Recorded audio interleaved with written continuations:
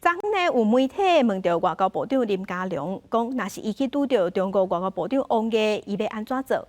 林佳龙是表示，伊会主动握手。伊嘛讲，总共有握到手，就代表有好的开始。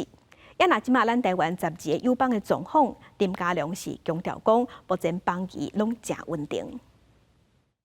就任满1周年，外交部长林佳龙和媒体临地开讲，讲外交工课成果。林佳龙讲，外交部入口处这个国旗，对过去才12个友邦，到增加12个理念和咱正共的盟国，都是即马综合外交政策的战略导向。伊嘛强调，目前和友邦的邦谊拢真稳定。我是认为台湾已经是一个中等强国啊，我们因为面对到中国的各种的威胁，反正我们必须要走出生存发展之路，拉丁美洲啦、加勒比海啦、非洲啦，这都是可能的出访的对象。不过，中国乌咱的邦交条卡这动作是无停过。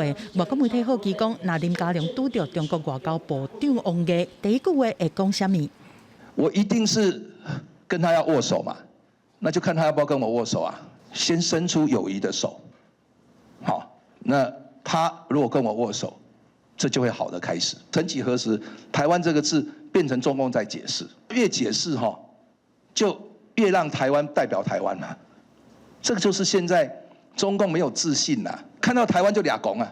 对大总统就职1周年的演说，无讲到两岸的议题。林佳龙讲，是因为个人认为讲大总统处理外交和两岸的议题真稳健，而且外交的关系是比两岸的关系更加重要。台湾即嘛嘛是对全球的角度来看台对中关系。另外，立委林昶佐总统特任以做驻芬兰的代表，林佳龙重新加适合。我们总和外交我们也是要有多元的人才没有我们美国的这个供应链也会破口所以最后一定会谈出一个这个是互惠的，因为我们是互补的关系。外界关心台美对等关系谈判的进度，林佳龙信心发话讲，一定会讲出对台湾互惠、合理而且有利的结果。